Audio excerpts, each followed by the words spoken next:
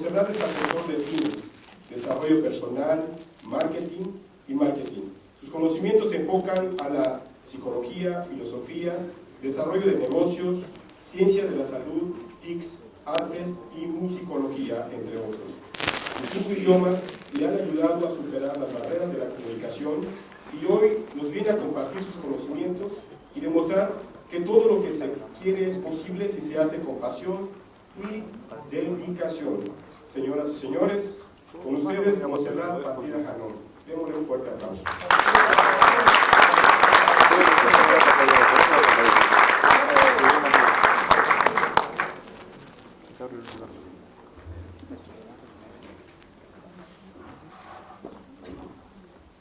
Muchísimas gracias por la presentación. Eso es solo una pequeña reseña de lo que realmente quiero pues transmitir hacia ustedes. Bueno, la pequeña introducción es querer decirles y explicarles lo que es el objetivo de esta conferencia. Esta conferencia realmente lo que quiere es que pues se animen a conocer y a introducirse a todo lo que es el medio de la comunidad científica. Y bueno, para hacerlo más ameno, yo lo que quiero es pues que haya un poco más de participación. No quiero nada más sentarme, poner aquí diapositivas y hacer lo típico que siempre se hacen en las conferencias, que realmente es muy aburrido. Yo he estado ahí sentada donde ustedes están y la verdad es que es muy aburrido, y como que hay una barrera entre el conferencista y las personas que están sentadas que instintivamente nos hace una barrera mental en la cual nosotros solo recibimos información y pues nada se nos queda. Bueno, para romper con ese paradigma, pues los invito a las personas que están sentadas hasta atrás, que pues si gustan pasarse hacia adelante para que puedan estar más cerca y podamos interactuar.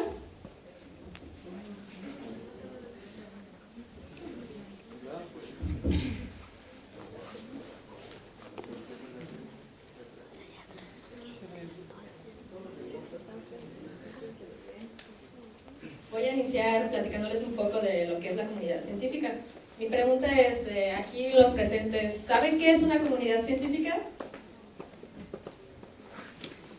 A ver, más o menos, alguien que me dé una idea, que tenga así como las agallas de levantar la mano y decir, yo quiero decir qué es lo que creo que es una comunidad científica.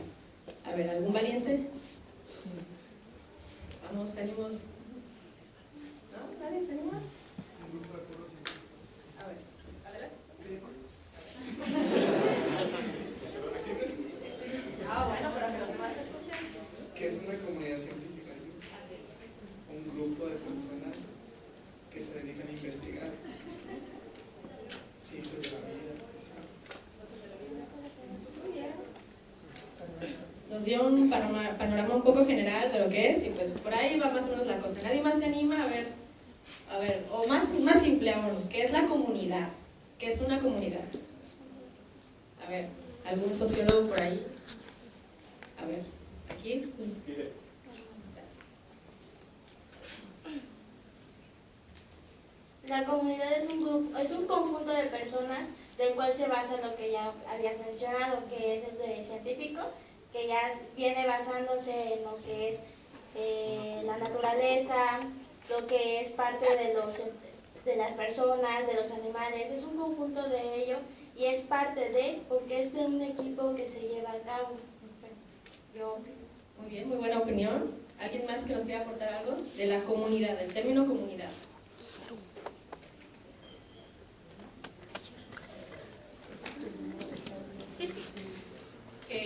Término comunidad de sociedad, hablando porque también hay comunidad en el reino animal, sí, pero perdón, esa es mi área biológica, por eso a lo mejor es mi prejuzgarlo, pero es una, vamos a decir, en un área determinada, quienes cohabitamos, interactuamos y generamos también diferentes relaciones, ¿sí? Y en un espacio determinado y en un tiempo determinado. Así es, esa es una definición muy acertada.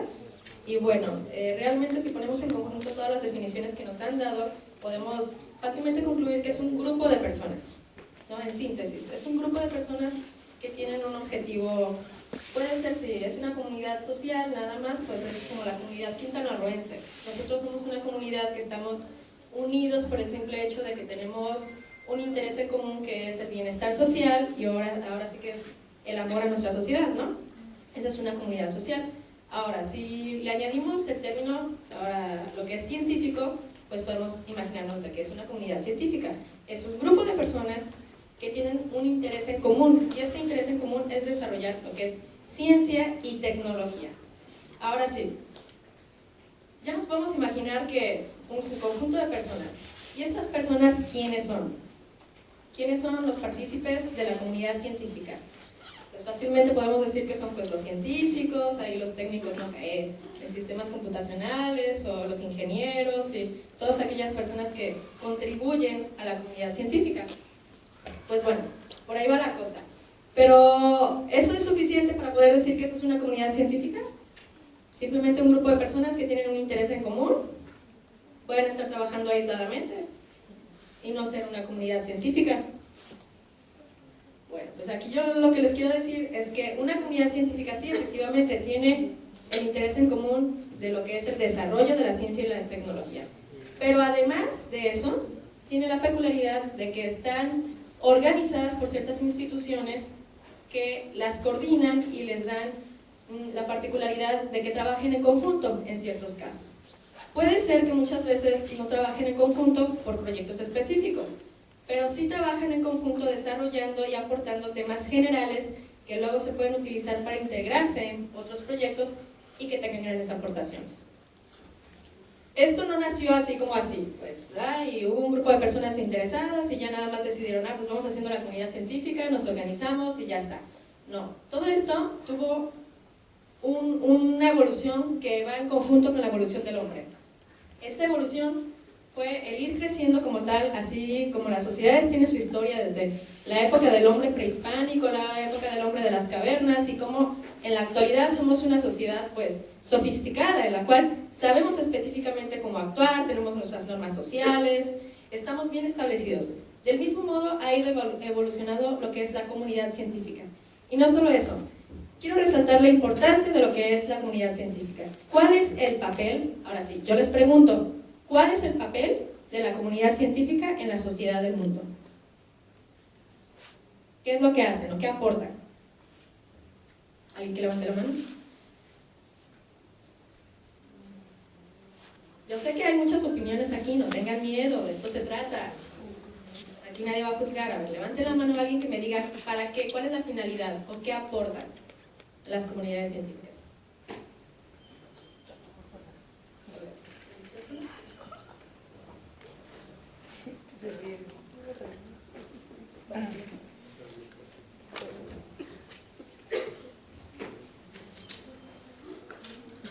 Tal vez podría ser buscar soluciones para la sociedad que tengan problemas, no sé, y encontrar las posibles respuestas para solucionar ese hecho.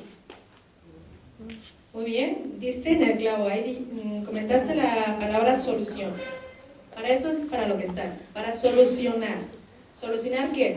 Ahora sí, pues intereses personales, pueden ser desde un problema constante de salud en el cual la gente se ha dado cuenta que todos se enfermaban muy comúnmente de una enfermedad que se llamaba viruela, y un grupo de investigadores resulta que encontraron una forma para poder descubrir un mecanismo de inmunización para poder dejar de tener esa enfermedad que tenía un impacto muy grande en la sociedad.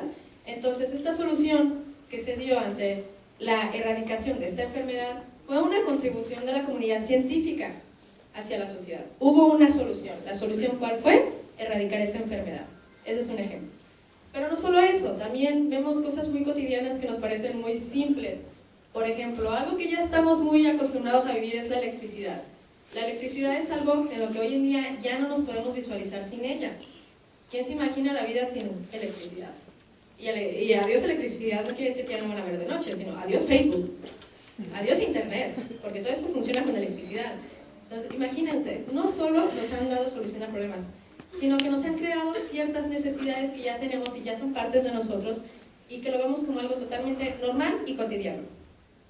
Otro ejemplo, los sistemas de drenaje. Los sistemas de drenaje son muy antiguos, mucho más antiguos que la electricidad. Digamos, ¿podemos no vivir con la electricidad? Bueno, hay alguien le va a dar un paro cardíaco si no vive sin su Facebook, eso ya lo sabemos.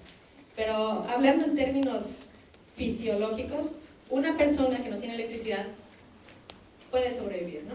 Finalmente somos parte del reino animal. Pero mi pregunta es, ¿podemos sobrevivir sin sistemas de drenaje? ¿Sin agua potable a nuestro alcance? Difícilmente, ¿no? Y si fuera el caso de que tendríamos que regresar a la época en la que teníamos que tener acceso a todo el agua de la forma natural que nos daba la naturaleza, como puede ser los ríos subterráneos, los cenotes, que aquí de hecho se utiliza mucho tomar agua de los pozos, pero esta agua finalmente se va a terminar contaminando, somos demasiadas personas. Entonces nos terminaríamos enfermando tarde o temprano, y si nos enfermamos pues nos morimos, ¿no? Y si nos morimos pues menos gente, y si hay menos gente pues ya tenemos un problema muy muy grave que tenemos que solucionar. Pues ahí entra también la comunidad científica. La comunidad científica lo que hace es dar solución, y no solo eso, solucionar problemas existentes y prevenir problemas, además de que nos da la enorme oportunidad de crecer como seres humanos. Otro ejemplo muy grande de las aportaciones que tienen las comunidades científicas es absolutamente toda la técnica, todo lo que tenemos, todo lo que ha hecho que seamos seres evolucionados, tecnológicos, inteligentes, superiores, que nos jactamos de decir que lo somos, porque a veces sí, pues, damos muestra de que no lo somos. Esto es aportación de la comunidad científica, de una serie de personas que se han puesto así que los pantalones de dedicar su vida enteramente a desarrollar materiales, a desarrollar soluciones que nos van a servir a todos nosotros. Y no solo eso, no lo vemos como algo que lo reconozcamos o que sea para nosotros muy fácil de decir, yo sé que esto provino del fruto del esfuerzo de una comunidad científica. No, lo vemos como algo que ya tenemos, y no solo eso, lo exigimos como algo parte y natural de nosotros. Muy bien, pero mi pregunta es, ¿por qué no reconocemos esta comunidad científica en su aportación social? Lo vemos como tal, nosotros sociedad ya somos evolucionados y hasta ahí nos quedamos. Es muy bonita la investigación y hasta ahí nos quedamos. Pero, ¿conocemos el trabajo y valoramos el trabajo de la investigación? La realidad es que no.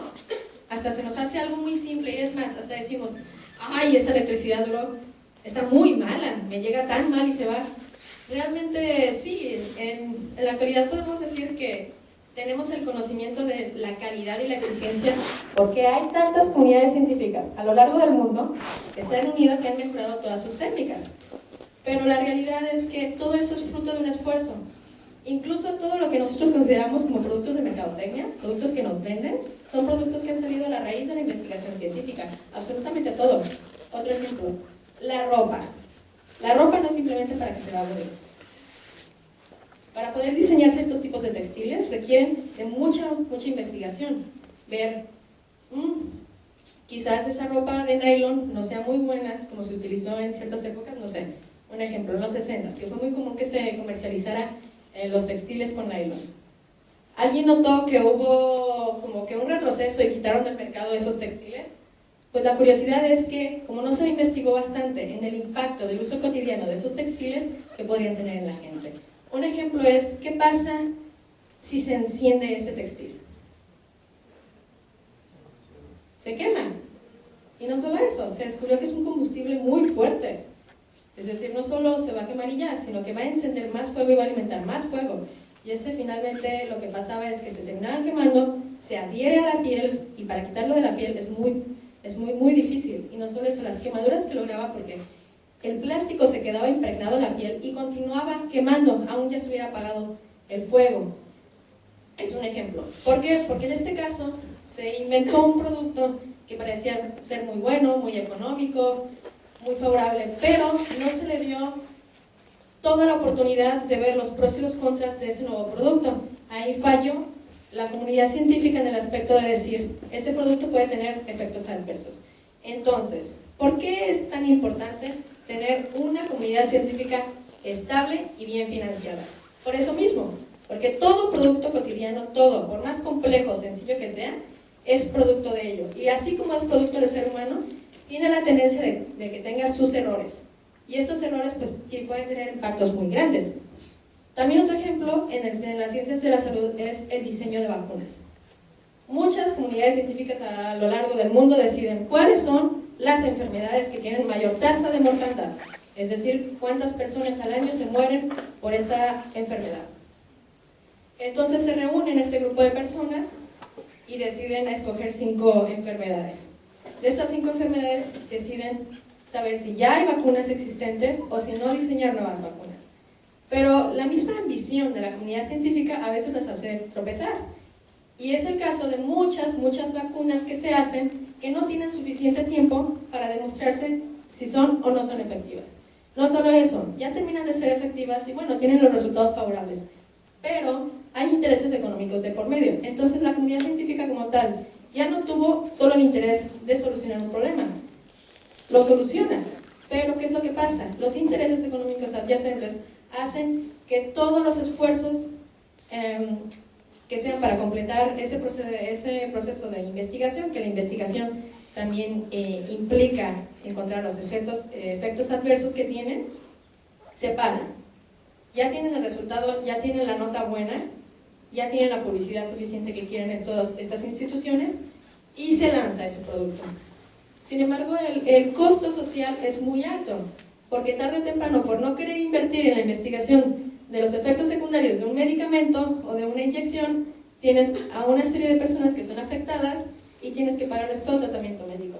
O, en otro caso, tienes un montón de personas que nacieron en cierta época carentes de ciertos miembros porque no se desarrollaron, porque se las inyectaron a ciertas embarazadas, mujeres embarazadas. Entonces, la comunidad científica es una responsabilidad social muy grande y también es una obligación, porque los países carentes de la investigación científica también son los carentes en el desarrollo económico. Si se pueden dar cuenta, a ver, ahora sí, vamos a llegar a la participación.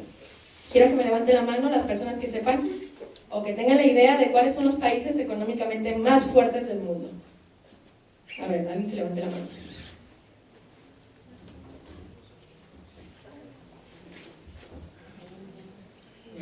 Para comenzar, los 3 países, uno de los que yo considero son los que están en la península de Escandinavia: Noruega, Suecia, Finlandia, bueno, así, Dinamarca, potencias también como Reino Unido, Holanda, que desarrollan mucho lo que es el estudio y la investigación científica. Tengo considerado eso. Y Estados Unidos por ahí, pero más como peso tecnológico-militar. Oye, ¿alguien más que quiera opinar? A ver, por allá atrás. Muchas gracias.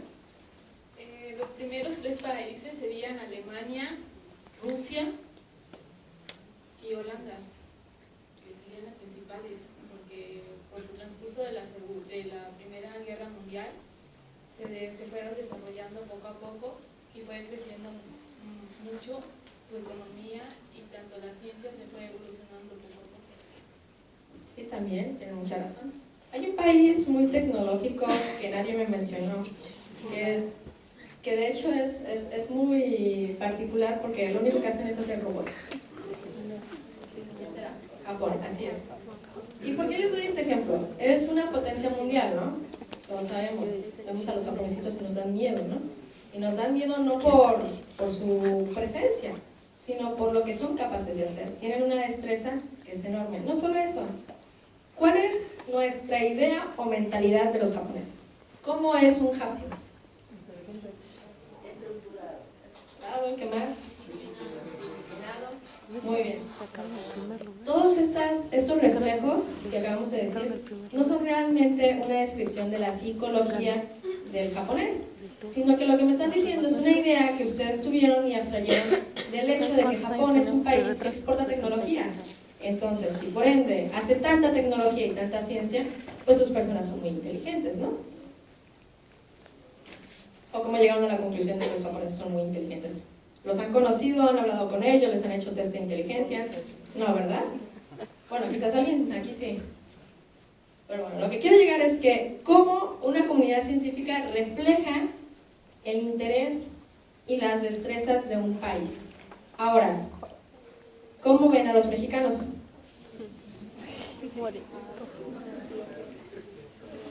Fiesteros, ¿qué más? Pues de todo un poco, ¿no? Que medio que indisciplinados, que informales, hábiles, ingeniosos también. también tenemos fortalezas y son reconocidas, tenemos muy buena mano de obra, pero ¿somos reconocidos por exportar tecnología? No. ¿Por qué? A ver, aquí alguien me quiere una explicación de por qué no somos reconocidos por exportar tecnología. Porque exportamos cerebros. ¿Cómo? Porque exportamos los cerebros. Exactamente, eso es un gran ejemplo. Somos un país muy importante de exportación de cerebros, también de material. A ver, aquí el compañero. Ahí va el micrófono. Más que nada por eso, por la fuga de cerebros que se da. La gente que, bueno, tiene capacidades, se termina yendo a otros países por lo mismo, por oportunidades en las universidades. Bueno, más que nada por la fuga de cerebros que hay en nuestro país, porque igual la cantidad de dinero que se destina para la educación es muy poca, y eso termina ahora sí que ya mermando. Una vez que tienes ya ahora sí que todo el proceso educativo, hay muy pocos científicos al final. Así es. Tenemos una comunidad científica que realmente es muy pobre, y es muy pobre en todos los aspectos, en cantidad de científicos que aportan y en recursos que se le destinan. Y mi pregunta es, ¿por qué? Si realmente ciencia, desarrollo, ciencia y tecnología es sinónimo de crecimiento económico. Digo, finalmente lo que dicen es, la ciencia y la tecnología no es una prioridad de los países porque finalmente la gente no come de ciencia y tecnología. Pero la realidad es que sí comen de ahí. No solo eso, desarrollan y dan para más. Y no solo eso, sino que generan inversión extranjera. Entonces dinero, han oído la palabra dinero trae más dinero, ¿no? Pues es eso. ¿Cómo voy a querer yo como inversor extranjero querer invertir en un país en el cual sé que no quieren invertir en ciencia y tecnología? Pues sé que tal vez su gente no está lo suficientemente preparada, también es lo que se dice, o tal vez sé que tienen otras prioridades. México es un país que tiene unas prioridades muy fuertes y podemos notarlo simplemente con saber que somos uno de los países que más gasta en audiencia de fútbol. Y lo irónico es que somos países que tenemos equipos de fútbol que ni siquiera han destacado por ganar una copa. Y digo, mi objetivo no es hablar mal del fútbol, porque el fútbol es bueno, es muy entretenido y me gusta. Pero lo que quiero decir es las prioridades. Es bastante evidente cuáles son las prioridades del país. Es entretenimiento, y si acaso lo que es trabajo para poder tener entretenimiento, ¿no? Entonces, ¿por qué pasa esto? Este es un fenómeno que dices, ¿es responsabilidad del gobierno? Sí, por una parte sí lo es, porque para eso están ahí. Pero realmente nosotros como sociedad, ¿estamos preparados para exigir? Cuando si a los niveles más normales, académicamente hablando, somos los primeros en tachar al niño que destaca y decirle nerd. Entonces, si en esas cosas tan sencillas tenemos la audacia de señalar a la personita y aislarlo, ahora ya lo quiero imaginar cuando sean mayores. Cuando esa persona que fue señalada porque tenía intereses muy grandes, no sé, en astronomía y diseñó su propio sistema solar y le gustaba mucho y se lo enseñó a sus amiguitos se enojaron porque le dijeron que era un nerd y le aplastaron, así lo pisotearon. ¿De qué nos ayuda? Ese niño va a crecer con complejos, obviamente. También las personas que le señalaron y le dijeron lo que, hasta lo que no era, esas personas van a ser los futuros directores, los futuros gobernantes, las futuras personas que van a tomar las decisiones de poner prioridades. Entonces, si nosotros, primeramente, como comunidad, no sabemos reconocer e incentivar lo que es una persona de ciencia y tecnología, difícilmente lo vamos a hacer cuando seamos mayorcitos y cuando estemos en el papel de elegir si queremos o no invertir en tecnología. Ahora, la tecnología lo es todo, absolutamente todo en esta tierra. ¿Y por qué les digo esto? Porque si no hay tecnología, seguiríamos en las cavernas, así de simple. Entonces, la misma necesidad que tuvo el ser humano de salir de esa caverna y decir, voy a diseñar una flecha con estas peculiaridades que no sea tan pesada para que alcance a llegar a darle al caribú y poder comérmelo, o una flecha que sea lo suficientemente rápida para poder atrapar un pájaro. Cosas así de sencillas son los mismos principios que hoy en día tenemos para desarrollar ciencia y tecnología. Es el principio de pensar en un objetivo y encontrar una solución con las herramientas que tengamos.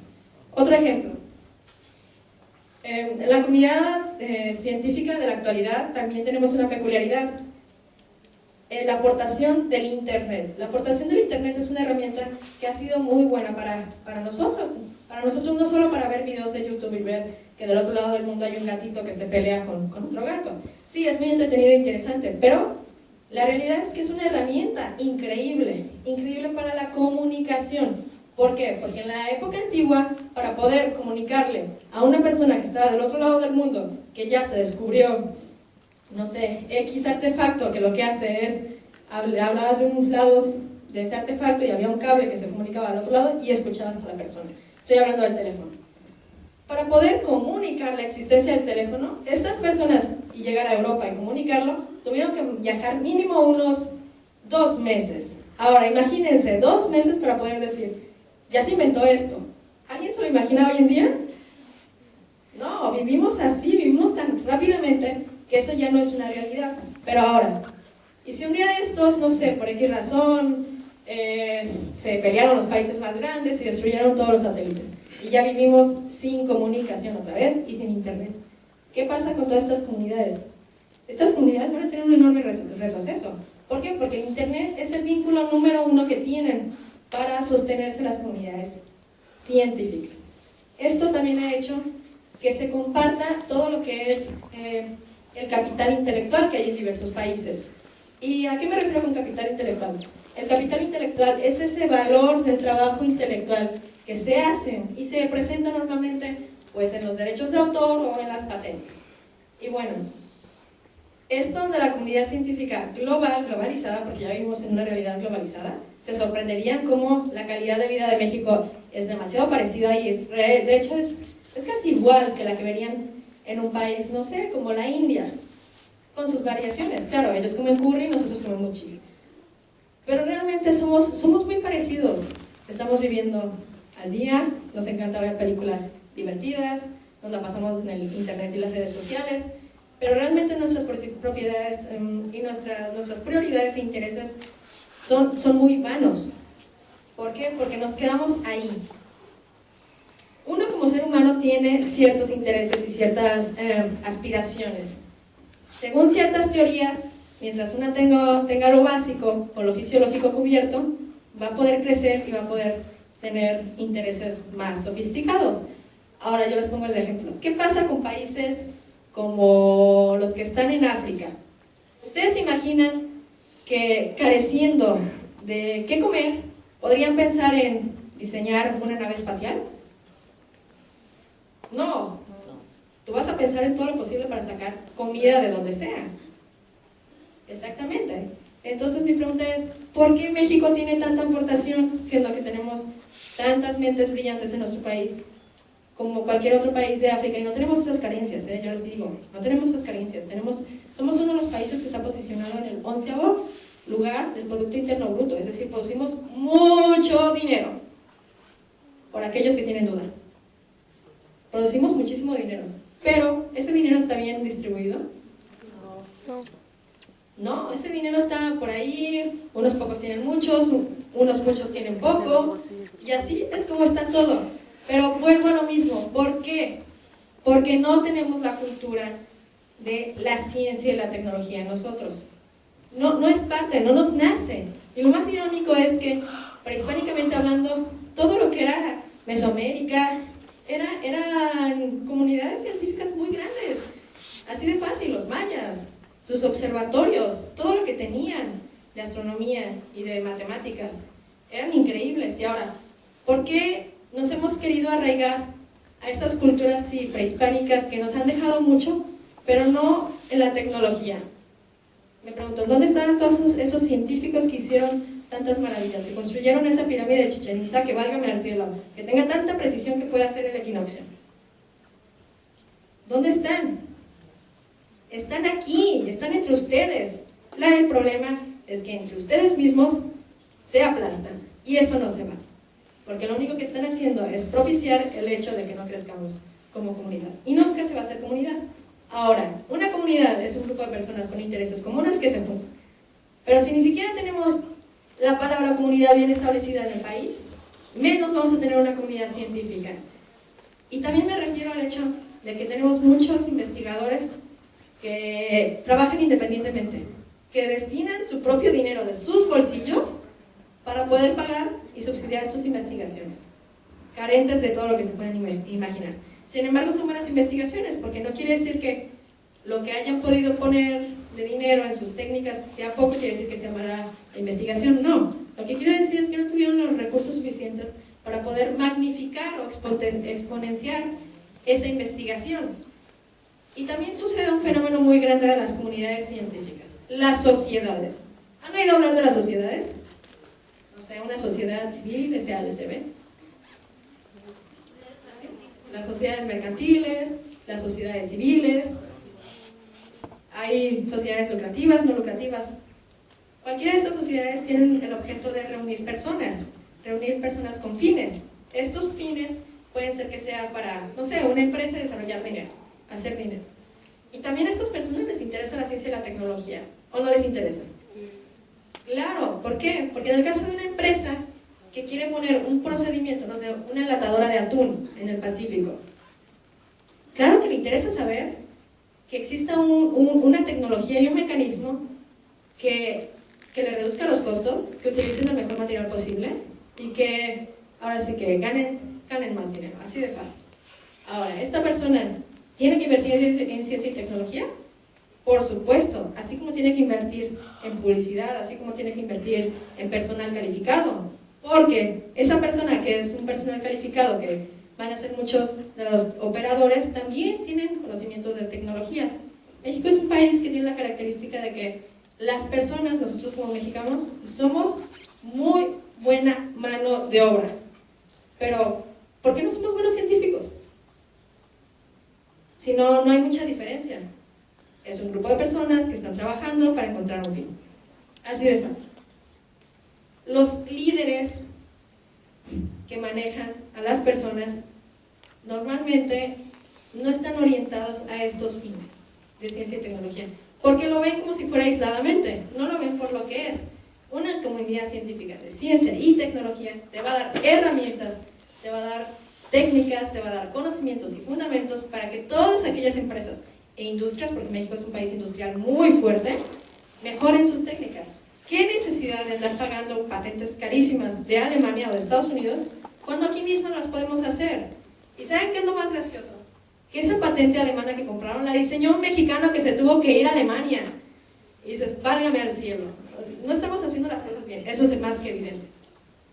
Entonces, tenemos que ser lo suficientemente fríos y sinceros con nosotros mismos. Mientras más señalemos y más le pongamos ese papel rezagado a la persona que tiene intereses por ciencia y tecnología, es decir, intereses no común, que aquí lo más común es decir, pues si no te gusta el fútbol y no te gustan las chicas, pues ya, para afuera, ¿no? Ya no perteneces a nuestro grupito y ya nadie llama. No, déjenlos. No le está haciendo mal a nadie. Al contrario, esa persona es la que en un futuro los va a andar curando de algo por andar comiendo tanto. O no sé, quizás luego va a ser un doctor, o quizás va a terminar siendo, no sé, tu jefe que te va a decir si estás haciendo mal o no tu trabajo, porque es un ingeniero. Entonces, sean sinceros con ustedes para que se propicie este ambiente necesario de personas de ciencia y tecnología. ¿Por qué? Porque estos ambientes hostiles los llevan al trabajo. Si los llevan al trabajo, los llevan a las autoridades. Estas autoridades también las reflejan. ¿Por qué? Porque esto ya es intrínseco de nuestra naturaleza como sociedad. Si nosotros como sociedad seguimos haciendo lo mismo de siempre, cada quien aisladamente actuando, cada quien señalando a todos, pues nunca vamos a tener nada. Ahora, regresando con el ejemplo de Japón. Japón era un país que en la antigüedad se parecía mucho a México. Y no me refiero a culturalmente, no tenemos nada de vínculo, que es más que evidente. Pero era un país que tenía mucho desorden, que producía materiales pues, que eran mundialmente conocidos de muy mala calidad. Había un desorden muy grande. ¿Pero qué fue lo que pasó? Lo que pasó es que hubo un presidente que lo que quiso es cambiar todo ese esquema y cambiar a las personas, porque las personas eran muy parecidas a nosotros. Todos se peleaban entre sí, todos, que porque si se les sacó la lengua, que porque algo, que porque si se comieron su rollito de sushi, por lo que sea. Entonces, estas personas decidieron implementar medidas más severas en cuanto al desarrollo de la ciencia y la tecnología mediante procedimientos. Empezaron a copiar esquemas de otros países, pero fueron muy listos porque empezaron a investigar y a conocer su propia gente. Si conoces a la propia gente, te vas a ir a la médula, a la raíz del problema. Si te vas a la raíz del problema, vas a tener una solución duradera. Y esta solución duradera fue empezar a meter una educación absolutista en la cual a las personas se le educaba de la forma más rígida posible, inflexibles totalmente, y bueno, sí es un tanto extremista, pero hubo un resultado muy grande. ¿Por qué? Porque se empezó a hacer incentivos a las personas que se dedicaban a ciencia y tecnología. Empezaron a premiar a las personas que se dedicaban a la ciencia y la tecnología. Empezó a ser un plus, como un honor dedicarse a eso. Y es verdad, ¿por qué? Porque finalmente estás dedicando tu vida para otra persona. O sea, realmente es muy noble. La actividad de la ciencia y de la tecnología es muy noble, ya sea en las ciencias de la salud o cualquier otra área, ciencias sociales. ¿Por qué? Porque es tu dedicación, tu tiempo, para el beneficio de otra persona. Entonces, nosotros como país tenemos que desarrollar esa cualidad de reconocimiento de las demás personas, que no nos dé envidia, que no nos enoje ver que otras personas tienen intereses ajenos a cosas como, no sé, las estrellas, que son muy bonitas y brillantes y les gusta mucho, o no sé, alguien que le gusta pintar hojitas y no sé, va a ser un muy buen biólogo, y déjenlo ser, porque va a ser un excelente biólogo y va a ser un biólogo muy grande que luego va a hacer estudios de impacto ambiental, que son los que van a decir si construyen o no un hotel en la Riviera. Entonces, tenemos que inculcarlo también a nuestros hijos, porque si nuestros hijos nada más le enseñamos que las opciones son televisión 1 o televisión 2, que se llama iPad, internet o tableta, estamos cerrando las posibilidades de interés. Si no hay interés en cuestiones científicas, si no hay interés en ciencia, que realmente ¿qué es interés en ciencia? Es interés en todo. La cosa más simple que se puedan imaginar puede desarrollarse y ser un tema de investigación. Y un tema de investigación que de tantas aportaciones, que es increíble el alcance. La ciencia y la tecnología, en sus términos de educación, es creatividad y es desarrollo. Si no inculcamos, si no desarrollamos todo lo que es la creatividad, el interés, difícilmente vamos a tener una buena comunidad científica. Ahora, si tenemos una comunidad científica, que pues por ahí hay muchos intentos en este país por hacerla, como tal, también se dan los fenómenos del recelo o del celo profesional. Que si hay un muy buen arquitecto o hay un muy buen ingeniero, nada más no quiere trabajar nunca, ni hacer ni siquiera ese proyecto de trenes que se quieren hacer. ¿Por qué? Porque o soy yo o eres tú. Entonces, una comunidad científica trabaja siempre en equipo.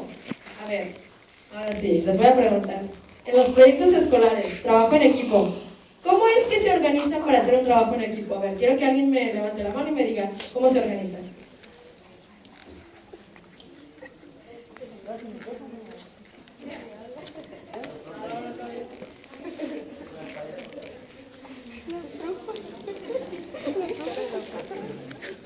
Pues la forma de hacer el trabajo en equipo mayormente es con los amigos, de que a los primeros que ves que te llevas mejor, ahora sí que los llamas para que estén contigo, y los que te caen mal, pues ahí los dejas excluir.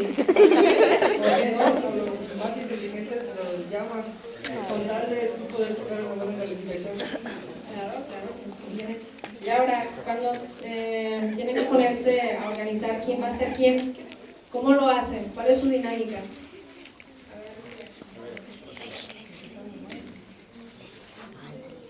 Bueno, primero que nada se divide el trabajo.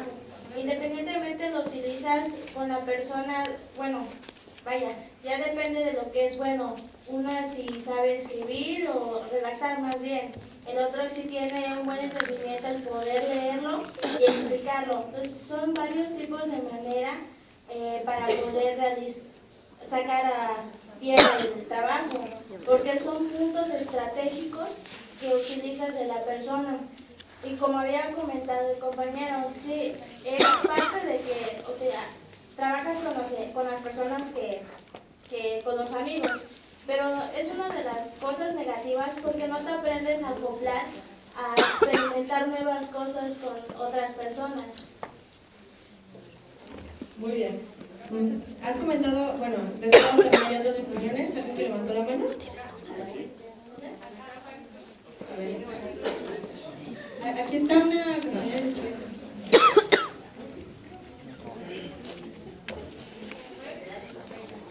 Bueno, yo pienso que la manera en cómo poder realizar una investigación es haciendo un cronograma de actividades o un organigrama para poder saber, para poder dividir el trabajo correctamente. Tener en cuenta que cada persona tiene que hacer su investigación, cómo lo van a ir organizando, las fechas, para ver las fechas de planeación, en qué momento se puede ir a, en qué fecha se puede juntar todo el trabajo y poder ya organizarlo. Igual ya ahí se puede ver qué tipo de persona se caracteriza en realizar algún tipo de investigación y ya, ¿qué más?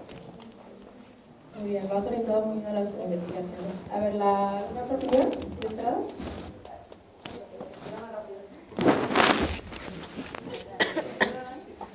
Bueno, buenas noches. Lo que dice mi compañera y mi compañero, o sea, realmente es como se tendría que hacer un trabajo de investigación o un trabajo como un proyecto, ¿no? Pero la realidad no es eso, o sea, como dice mi compañera, siempre agarramos como que al grupito que ya tienes dentro del salón, de que con él sí me llevo, o él sí trabaja y yo no trabajo y no me conviene en el equipo. Y eso es la verdad. Igual de que, no, pues hay que juntarnos, o sea, realmente muy pocas personas o muy pocos chicos lo hacen. Ahorita con lo de la tecnología todos, bueno, subes tu portada a Facebook y yo subo a Facebook y todos lo juntamos y a la mera hora a uno se lo mandamos todo y es el que lo va a juntar. Esa es la realidad. Realmente se tendría que hacer así como dice mi compañero de usted te va a tocar, dónde nos vamos a ver, qué nos va a hacer. Pero realmente no se hace. ¿Por qué? Porque con la tecnología que tenemos, pues igual le echamos más flojera. No tendría que ser, ¿no? Muy bien, pues eso es muy cierto. Realmente lo que hacemos, a ver, aquí había otros más. El problema, en mi punto de vista, el problema de este país es que no hemos aprendido a hacer equipo. Ni siquiera la selección mexicana es el mayor problema que podemos encontrar es responsabilidad de todos, porque ciertamente culturalmente en la idiosincrasia traemos este chip desde la colonia de cada quien por su lado y sabes quien pueda. No nos hemos entendido, gracias a Dios no hemos pasado por la dictadura para que nos cuadremos a la fuerza, pero pues por ahí va la cosa, porque no veo otra cosa que nos haga de verdad pensar en lo que queremos como ciudadanos y en lo que queremos en el ámbito que estemos. Porque la verdad, si nos vamos solos a lo que sea, estamos destinados al fracaso o a no concluir ese trabajo como debería de ser. Así es. ¿Una última opinión de este lado?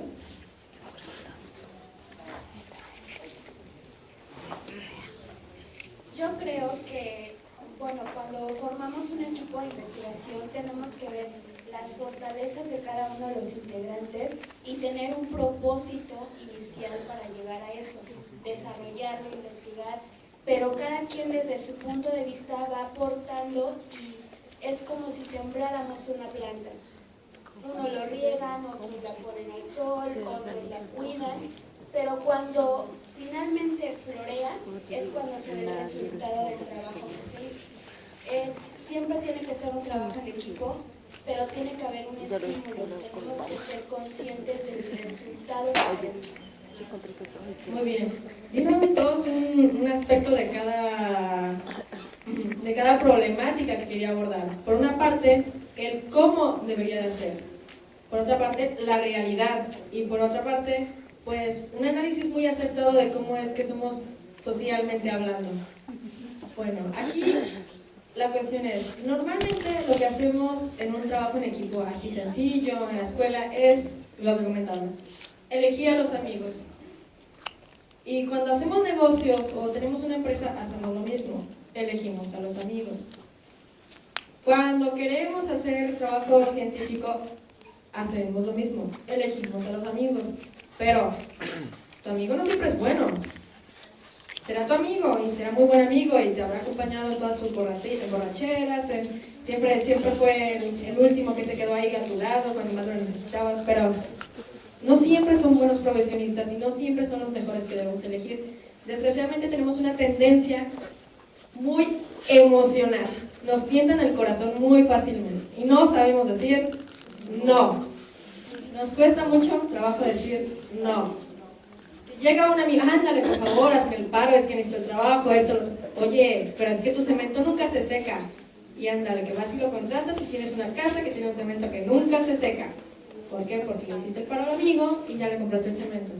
Entonces hay que ser lo suficientemente fríos y organizados para poder saber y tomar buenas decisiones. Si no tenemos esa capacidad de frialdad, menos lo vamos a tener a la hora de sacar buenas conclusiones. Si así de fácil en un trabajo en equipo elegimos a los amigos, ¿por qué?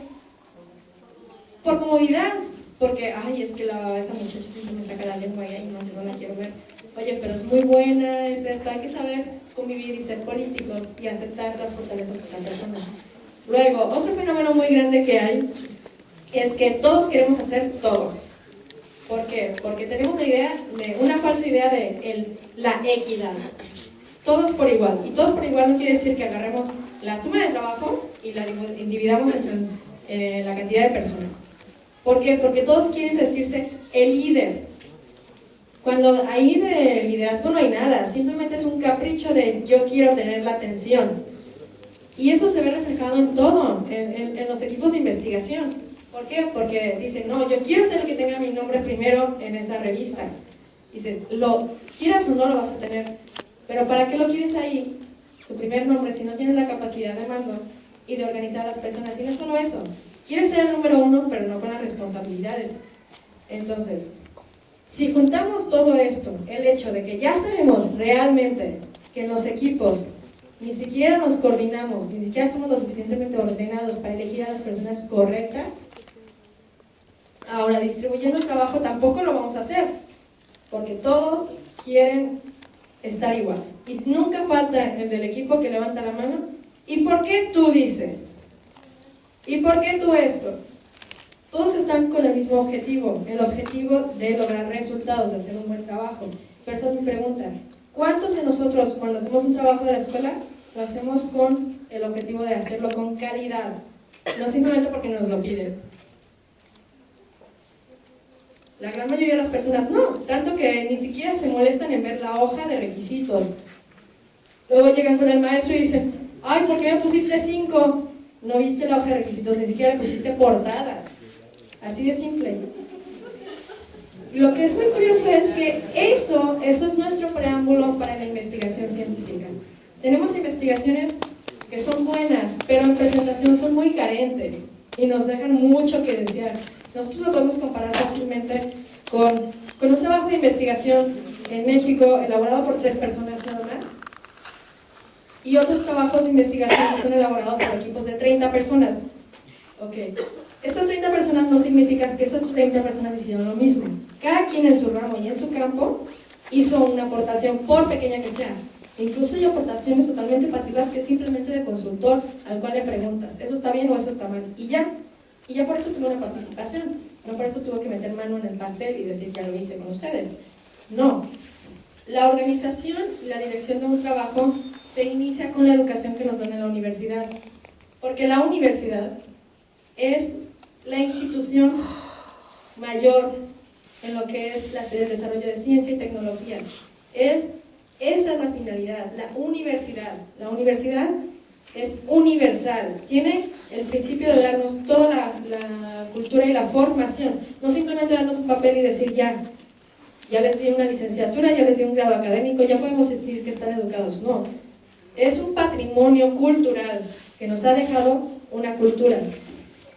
Ahora, si desde el ejemplo de la universidad nuestros maestros han sido lo suficientemente acertados de enseñarnos disciplina, pero nosotros tenemos el poco interés de escucharlos. Y no solo eso, sino a veces nos bloqueamos mentalmente y no queremos escuchar sus consejos. ¿Por qué? Porque es el maestro y yo digo lo que yo digo, porque a veces vemos al maestro como si fueran nuestros papás. Y esa es la realidad, nos vemos como una autoridad a la cual yo estoy retando. Y esto no se vale, porque finalmente lo único que están haciendo es hacerle daño a ustedes, porque no van a poner en práctica los consejos y la dirección por la cual los maestros están ahí. Entonces hay que ser conscientes y fríos, aceptar consejos y direcciones, y eso se aplica a la comunidad científica. ¿Por qué? Porque la comunidad científica, desgraciadamente en países como México, muchas veces pierde sus objetivos. Muchas veces creen que por el tener una sociedad o un colegio de un grupo de profesionistas, simplemente tienen el objetivo de juntarse y hasta ahí. Sí, es una sociedad, pero no es una sociedad social para hacer vínculos sociables. También tiene ciertas responsabilidades.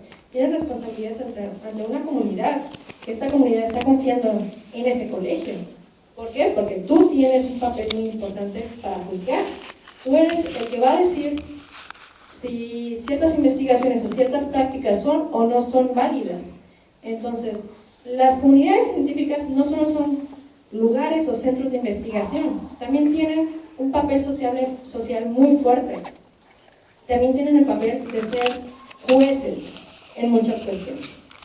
Entonces, si tenemos sociedades que están que se caen o que se sostienen muy sólidamente pero no tienen un objetivo claro de cuál es su participación en la sociedad, pues obviamente vamos a tener a una sociedad que difícilmente va a tener credibilidad en ellos. Y de hecho ese es el fenómeno en México. ¿Cuántos de nosotros sabemos que existen colegios profesionales? No sé, un colegio de médicos tal vez.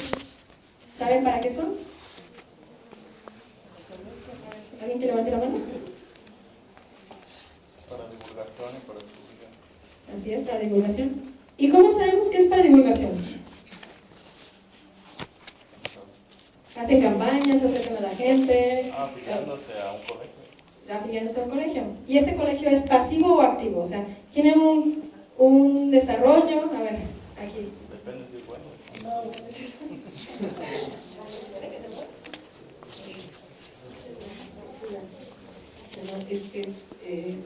sé si se acuerdan, pero sí, los colegiados precisamente pues funcionan para lo que es la investigación y desarrollo, la propuesta para una generación de oportunidad de crecimiento en el ámbito tecnológico, social, económico, moral, civil, de todo lo que se estructura, ¿no? Y ayuda a fomentar el buen uso, la buena aplicación dentro de la materia del conocimiento para la mejora continua de lo que es precisamente la estructura laboral, la estructura tecnológica, la estructura social y sobre todo la educación. Precisamente ese es el objetivo de los colegios. Y los colegios en conjunto con ciertas organizaciones, sean lucrativas o no lucrativas, tienen el objeto de desarrollar ciencia y tecnología. Entonces estos colegios y estas sociedades son parte de esta comunidad científica que trabajan. Vamos, ahora, estas sociedades y colegios tienen que trabajar en conjunto con otras organizaciones. Y también nosotros como civiles, que tal vez no pertenecemos a un colegio de profesionistas o como tal, también podemos ser partícipes de esta comunidad científica. ¿Cómo? Acercándonos a las personas correspondientes y conociendo y preparándonos. Desde el momento en que ustedes como alumnos están en una universidad, ya son parte de esa comunidad científica. O sea, no tienen que todavía esperarse a graduar, no. Por el simple hecho de que muchas personas que están en equipos de investigación con un profesionista ya graduado, con experiencia que está a su cargo, ya son ustedes parte de la comunidad científica.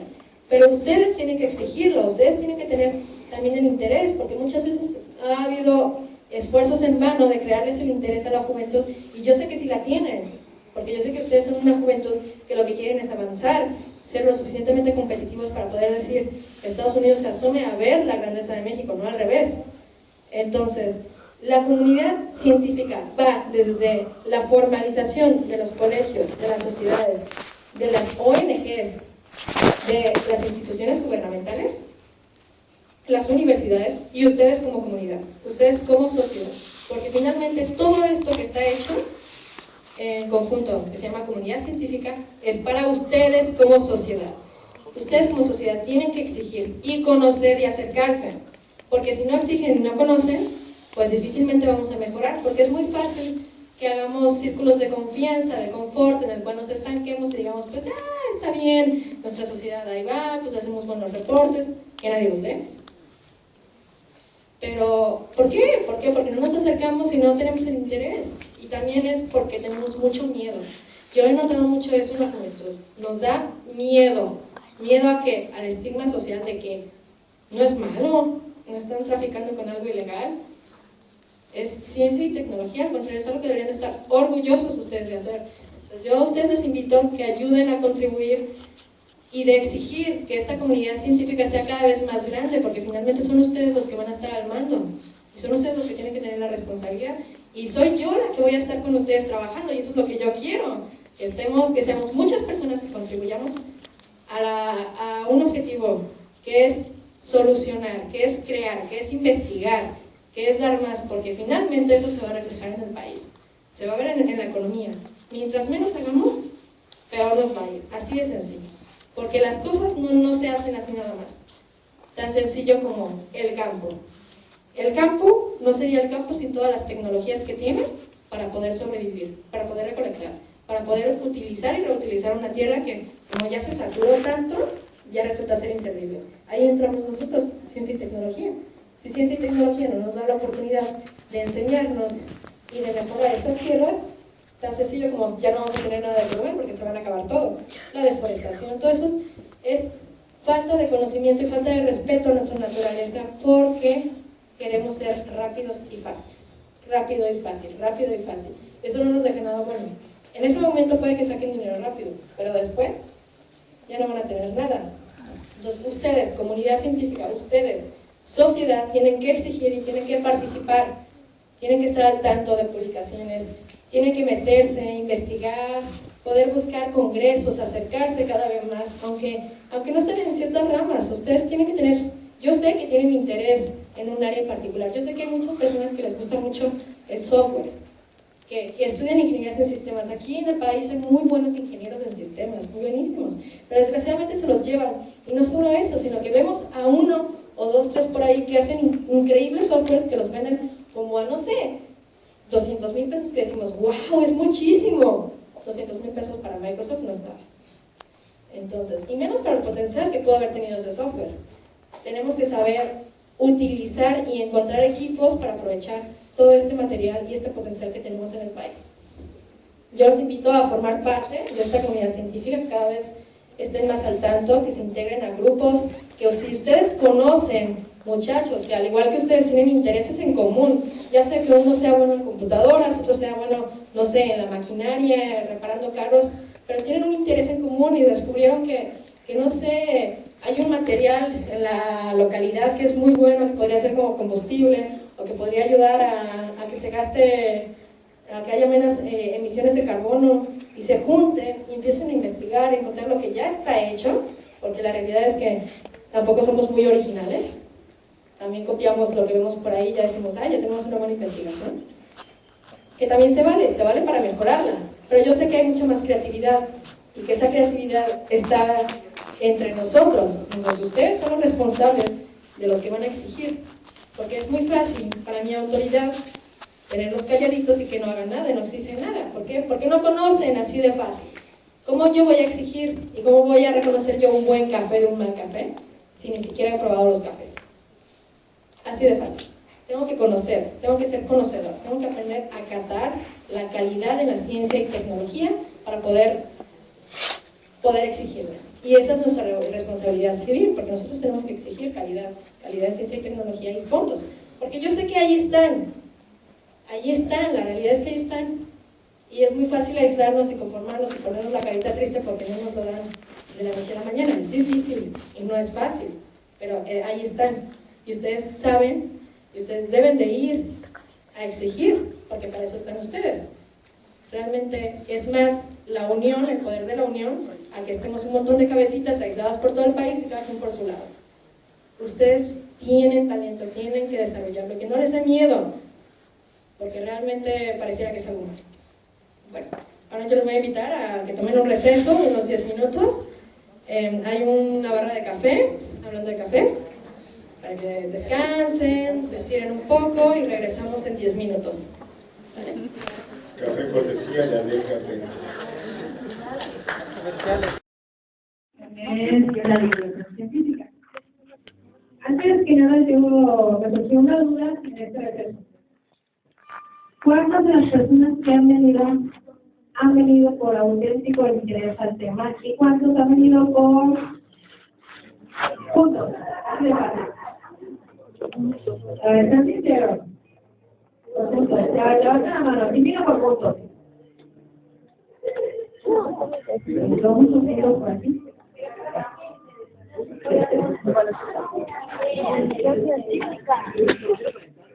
Muy bien. Otro punto extra. Muy bien. Esto es muy importante porque si se dan cuenta todos los que levantaron la mano, realmente por el título del tema, pues quizás no les habría llamado la atención, porque no conocen la dinámica del tema, de la presentación, o quién lo iba a presentar, o que se iban a tomar las diapositivas y que flojera, y pues sí, yo también he estado ahí. Pero la verdad es que me pregunto, ¿cuántos de ustedes realmente le habrían dado la oportunidad a el beneficio de la duda?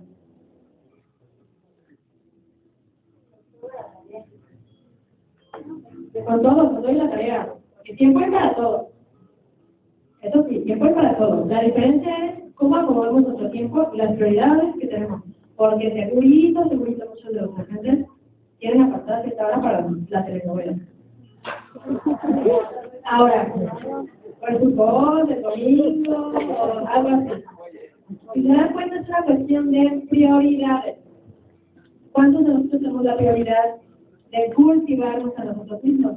Y algo que también recordé de hace tiempo. Cuando estaba en este procedimiento de conocer, crecer y saber de las personas, me topé con muchas personas que me decían, yo no leo. Y lo decían con una honra que a mí me sorprendía. Y me ponía a pensar, válgame, tanto esfuerzo por la alfabetización, tanto esfuerzo por los derechos de la educación, para que finalmente lleguemos a decir, yo no leo. Con ese orgullo.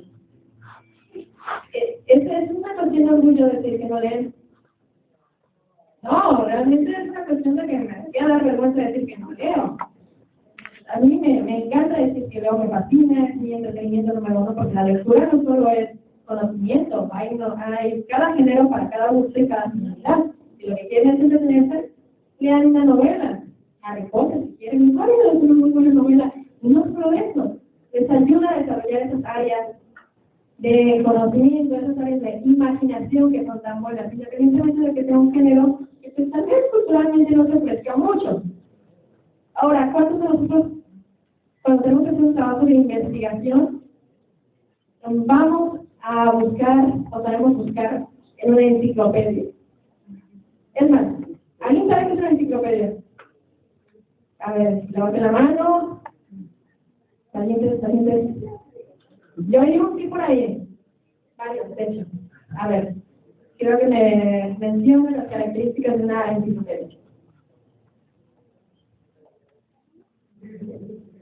Bueno, primero vienen por tomos y vienen diseñados de una forma que se llama fácil, por ejemplo, ciencias, tecnología, naturaleza, sociales, derecho, y entonces tú primero tienes que identificar sobre qué materias buscas la información, después te vas al índice y utilizas algo relacionado con el tema, y empiezas a hablar y hacer libros al campo de lo que necesitas.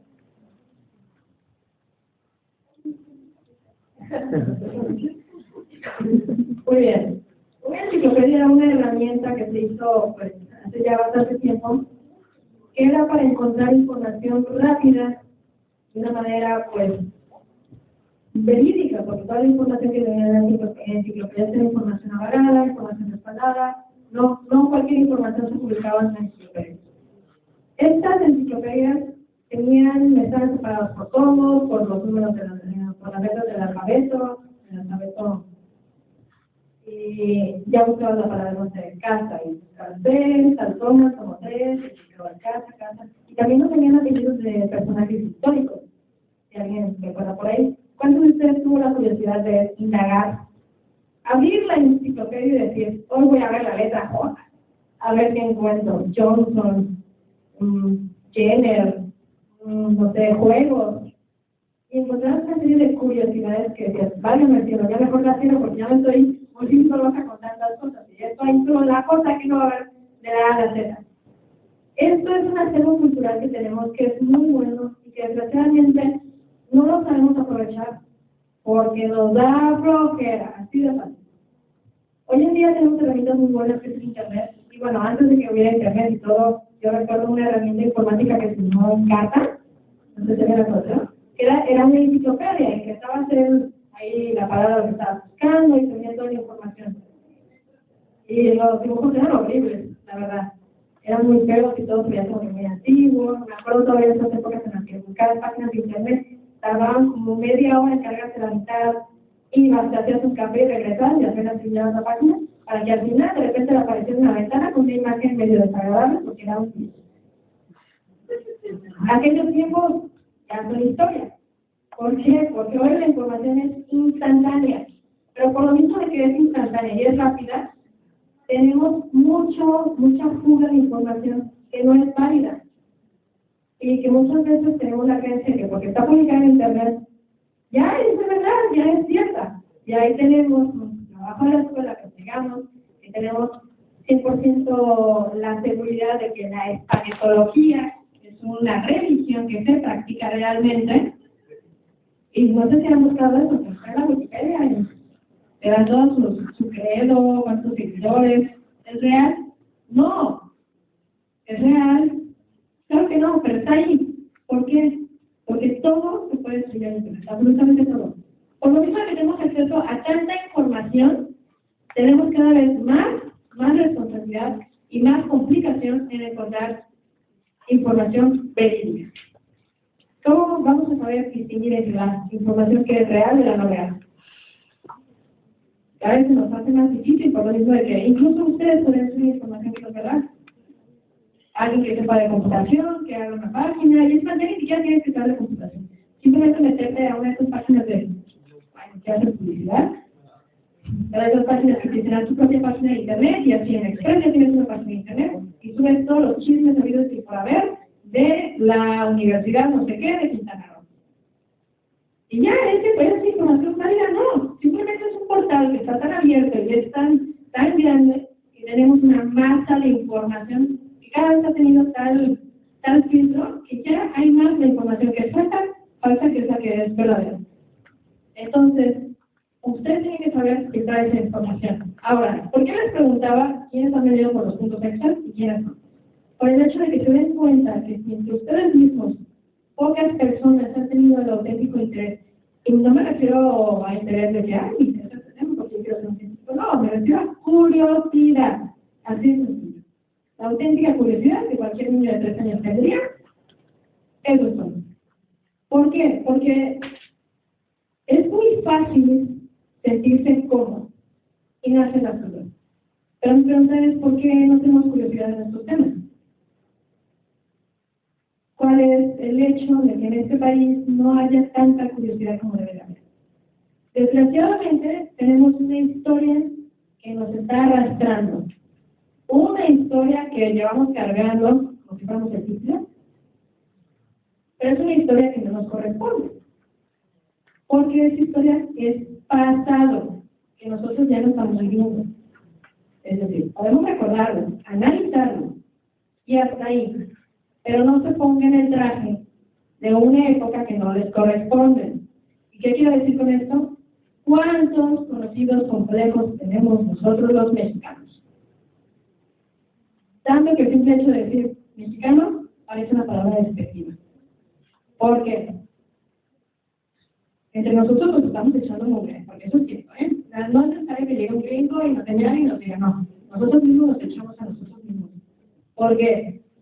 Por el mismo miedo que tenemos de aceptar las responsabilidades nuestras. Es más fácil decir, no se puede, no quiero, no tengo interés porque no tengo las herramientas. Mentira, herramientas hay. Ya todos tenemos una computadora en casa y ya tenemos acceso a internet. Es cierto. Realmente el gobierno no ha querido invertir en divulgación científica tan fácil como poner una biblioteca. Una biblioteca que digas es digna de llamarse biblioteca, porque cada biblioteca que llegas y dices, tengo más libros yo. Es verdad, tengo más libros yo en casa que ciertas bibliotecas que he tenido que visitar. Y no por eso, las condiciones de los libros. Es tan vergonzoso abrir un libro y ver que alguien escriba palabras obscenas. ¿Qué necesidad? ¿Qué necesidad de tener que arruinar el patrimonio común? Es como una falta de respeto hacia nosotros mismos, porque ustedes no saben que la siguiente persona que va a ver el libro, quizás no vaya que es suyo. O quizás sean ustedes, ya sean grandes y tengan un hijo y ese hijo abre el libro que ustedes mismos rayaron. Tienen que ser conscientes de eso. ¿Y por qué lo digo? Porque si no exigen ustedes unas buenas bibliotecas, unos buenos recursos para la información, no esperen que vayan a se las pongan así de fácil. Así de fácil. Es verdad, se supone que las autoridades no tienen que esperar a que eso pase, porque es su responsabilidad. Pero también no les estamos ayudando, les estamos haciendo demasiado fácil el trabajo de no hacer las cosas. Entonces, ustedes, juventud, por favor, juventud, tienen que ponerse las pilas y tienen que empezar a exigir cosas que antes no hacían. Y no solo eso, quitándose esa piedra, esa carga emocional que llevamos los mexicanos, porque ya estoy cansadísima de oír N cantidad de cosas de que es que no se puede, ese pesimismo que tenemos en nosotros, que ya, es decir, no tienes que decir nada. Solito lo están demostrando con la actitud fatalista, de no se puede, de no quiero, de no hay, de ok, no se puede, veo como si se puede, no hay, veo como junto gente, como hago, no sé, una campaña, ahorro dinero, hago esto, como en vez de sacrificar la inversión fuerte que lo voy a hacer a mi nuevo teléfono, que ni siquiera el anterior alcancé a conocer todas sus aplicaciones, pero ahí voy gastando otros 6,000 pesos porque sale una nueva versión de quién sabe qué marca de teléfono, porque es lo último en tecnología. En vez de invertirlo realmente en algo que podría ser provechoso, en algo que les puede dejar crecimiento personal, porque la auténtica superación no es decir, ya tengo un nuevo carro, no, eso no te va a dejar nada, porque al rato de ese carro lo sacas de la gente y se va a devaluar más de la mitad del precio de lo que te valió. ¿Sabes cuánto invertir en eso? Que se vale, porque se vale tener ambiciones. Pero lo que voy es que equilibradamente tienes que saber qué ambiciones tienes y quién quieres ser en la vida. Porque la superación no es solo a quién me quiero parecer, sino es ustedes mismos colocándose en el lugar donde ustedes quieren verse hasta la edad. Y tienen que poder tener la capacidad y la frialdad de decir, yo voy a tener ese puesto, yo voy a tener, no sé, esa casa, yo voy a tener esto, pero por mis pantalones, no porque vi que un vecino lo tiene y ya lo quiero. No, esos son caprichos de niños de 5 años que deberían haber desaparecido hace 10 años, porque ya no tienen 15. Entonces, y aún así los niños de 15, la verdad es que no tienen esas actitudes. No, hay unos que son niños maduros, gracias a Dios. Y son los que medio orientan a los demás. Y bueno, este es un poco el comentario de decirles que no tengan miedo a querer invertir en el conocimiento. El conocimiento es algo que no solo es para ustedes. Si ustedes tienen planeado tener familia, dependiendo de la cantidad de conocimiento que inviertan ustedes, es el conocimiento para nuestros hijos. No simplemente decir, yo alcancé a estudiar la licenciatura, pues mi hijo va a tener el doctorado, sí. Muy bien, es probable que sí sea, porque hay una cierta curva que conforme van las generaciones cada vez van administrando más los académicos. Entonces, lo más probable es que cuando tengan hijos, esos hijos ya no solo quieran el doctorado, quieran el posgrado, una especialidad en nuestro caso. Pero mi pregunta es, ¿qué acervo cultural le dejaron a sus hijos que en toda esta formación académica que estudiaron nunca tuvieron la felicidad de abrir un libro? Nada, el título que tienen educativo con variedad, eso lo va a tener el hijo. Pero sí, las costumbres de verlos leer, de verlos investigar, de que tienen una duda y en ese momento van y lo investigan. Y esa mentalidad de abrirse a las posibilidades, a la curiosidad, de que aquí se trabaja de otro modo, ¿cómo será nuestro país? Porque realmente estamos en un país que realmente es como el ombligo del universo. ¿Y por qué es el ombligo? Además de que estamos a la mitad y que tenemos un montón de ecosistemas muy bonitos, somos el ombligo porque tenemos un acervo cultural, una herencia cultural muy grande. Tenemos desde nuestra propia cultura prehispánica hasta la cultura occidental que nos ha dejado bastante. Pero ¿cómo debemos de hacer la nuestra? No simplemente olvidarla y dejarla a un lado como, esa herencia española que se quedó allá y ya se iba por la opresión. No, ¿Qué es lo bueno que dejaron? ¿Qué es lo bueno que ha dejado Estados Unidos? ¿Qué es lo bueno que ha dejado otras culturas? ¿Qué es lo bueno que ha aportado nuestro país a otras culturas? Hemos aportado tantas cosas que no estoy hablando solo de comida, porque normalmente siempre decimos México, comida, así de fácil. No, hemos aportado más que eso. Pero, desgraciadamente, seguimos con nuestro estigma de que nosotros los mexicanos somos buenos. Y la verdad es que esas cosas cansan. Bueno, yo no sé si ustedes ya sigan todavía con la emoción de levantarse todos los días y saber, ay, soy un mexicano, como todos dicen, que lo único que hacemos es dormir, comer y ver fútbol. O sea, son estigmas que nos hemos puesto y son estigmas que nosotros mismos hemos ido aumentando. Porque lo único que hacemos es comprobar el hecho de que digan que somos como somos. Porque nada va a cambiar si ustedes no cambian. Así de fácil. ¿Qué imagen extranjera tienen de nosotros? Una imagen medio fiesterilla y así. ¿Por qué? ¿Qué es lo primero que hacemos cuando vamos de viaje? ¿Vamos a un museo? ¿La verdad? No, buscamos el mejor antro posible que haya en Nueva Zelanda. Irse al otro lado del mundo para ir a un antro, por el amor de Dios. Y aquí en China los antros son iguales, yo les digo. Y no solo eso, en Cancún, los que vivimos en Cancún tenemos la gracia de tener los mejores antros del mundo. Entonces vas a otro lado y como dices, ay, es un extranjero, viajé medio planeta para ir a Nueva Zelanda, pues, ¿qué tipo de antro va a ser, no? Y llegas y es una colita así, que tienes que bajar unas escaleras, está medio oscuro, la música pesa, te sirven unas bebidas adulteradas que saben a puro alcohol que comprabas tú con tu tonalla. Y dices, a esto viene. Y te preguntas, ¿qué rayos estoy haciendo ahí? Pues precisamente, ¿qué tienes que hacer tú ahí?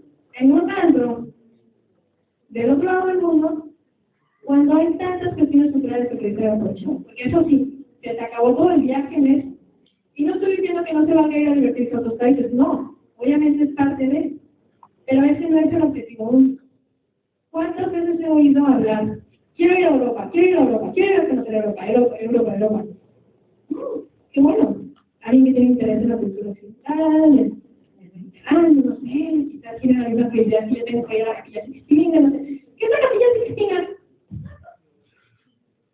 Entonces, ¿a qué vas a Italia? Es que me han dicho que hay unos hombres guapísimos. Bueno, pues, si lo que quieres es eso, pues la verdad es que aquí, en Playa del Carmen, hay una zona que se llama Barita, que no hay muchos italianos, hay muy guapos. Y ya, no tienes por qué darte la muestra en otro lado del mundo. Sí se vale tener curiosidad y se vale decir, pero ¿por qué decimos? Quiero viajar a Europa, nada más por decirlo. Porque en ese momento fue moda, porque escucharon a alguien, porque significa estatus, volvemos a lo mismo. Ganemos siempre lo mismo. Estatus, quiero tener ese carro porque es estatus, porque... Y nos quedamos en esa superficialidad.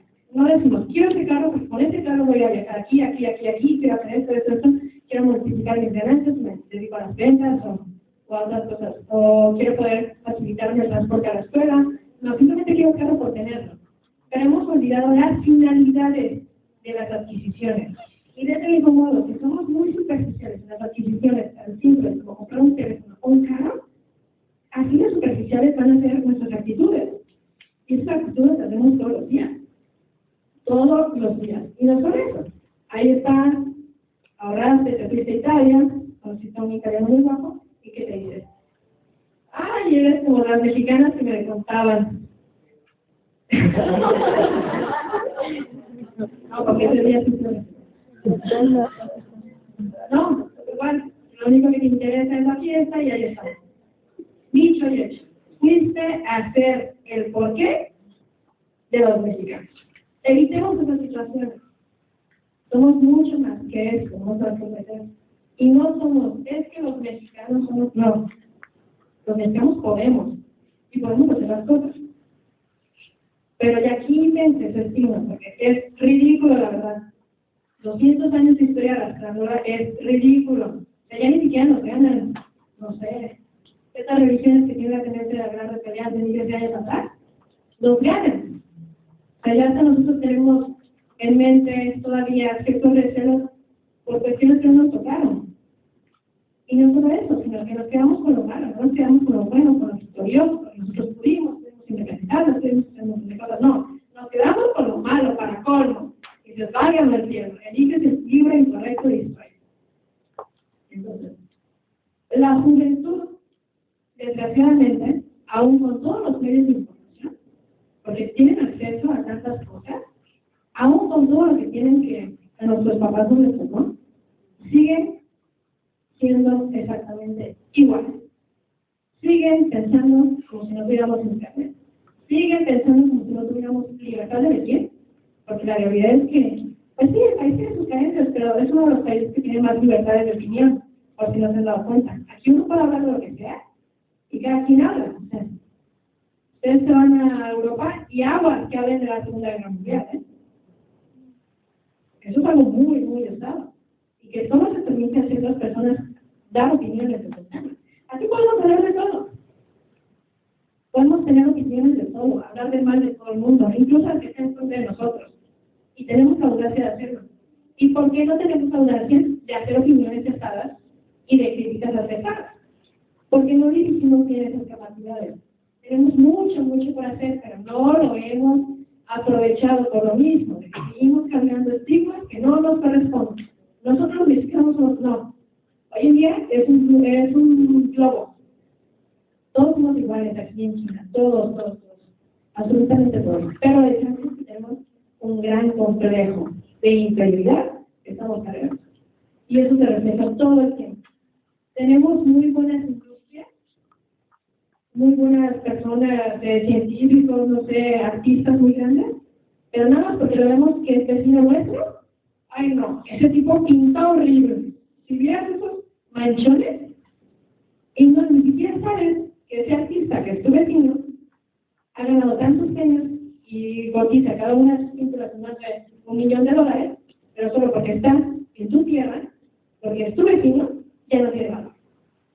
¿Por qué? Porque es un reflejo de nuestra poca autoestima que la queremos ver en otros. Ya no hagan eso. Porque cada vez que lo hacen, es una oportunidad menos que tienen ustedes.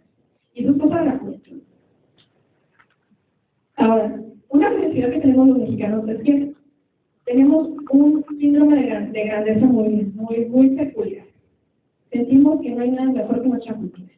Pero al mismo tiempo tenemos una autoestima muy baja. Entonces somos muy contradictorios. Por un lado somos los mejores, los México es México. Pero a la hora de demostrar que es México, ay no es que los mexicanos, ay no es que los japoneses, ay no, cada vez te vas más para atrás. No, o sea, si ya dijeron que México es número uno en algo, demuéstrenlo y hagan. Pero claro, es muy fácil no hacerlo. Nos da miedo, es mejor sentarse en la banca que ponerse a hacer ejercicio físico, ¿no? Es mejor ser espectador que ser partícipe de algo.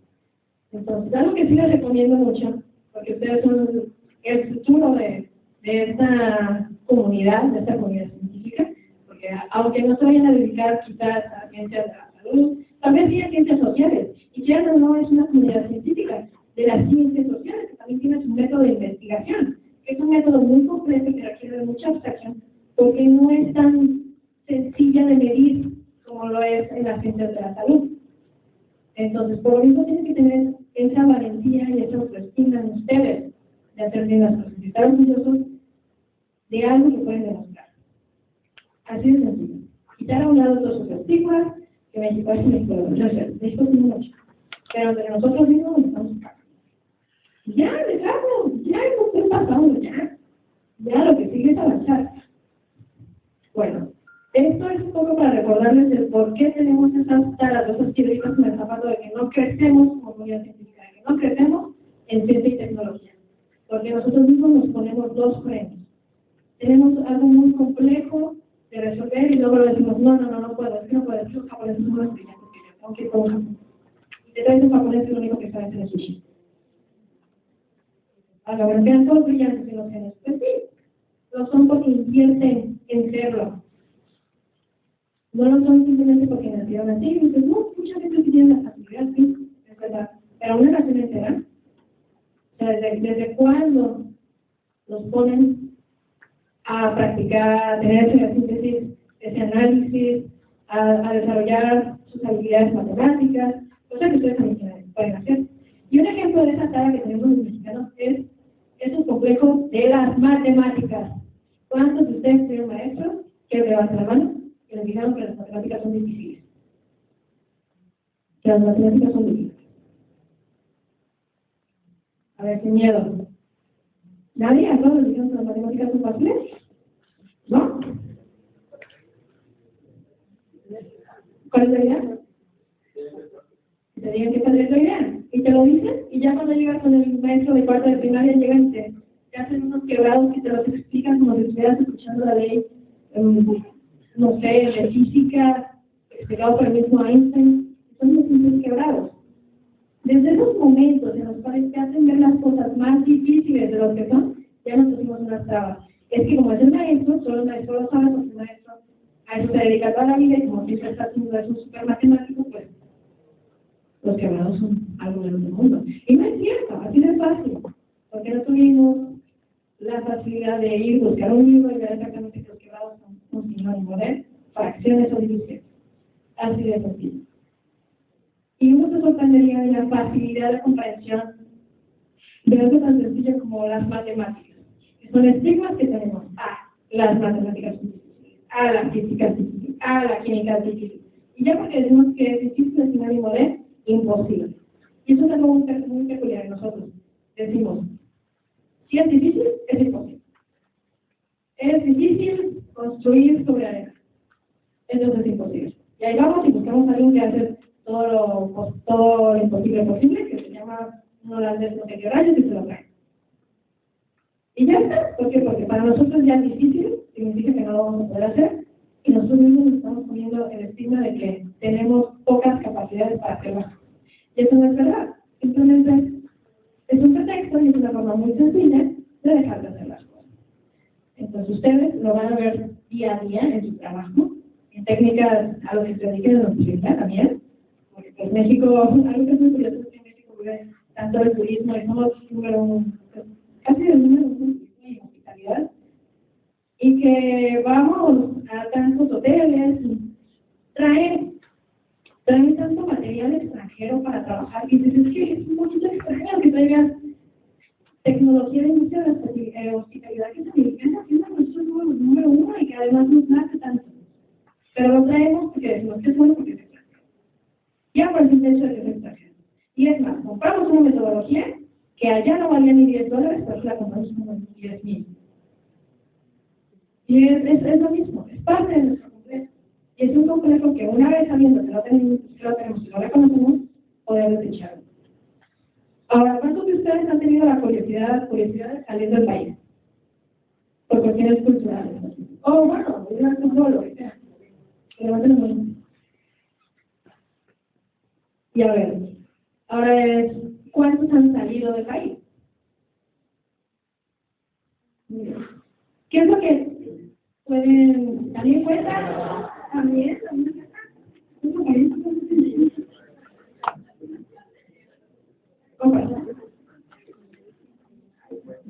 También cuenta. Ahora, ¿qué es lo que han observado?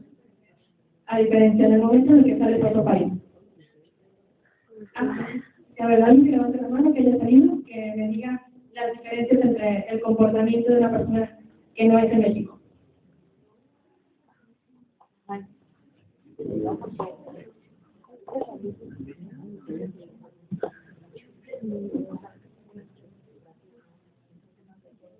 La primera vez que salí estaba tan emocionada que perdí los pasaportes.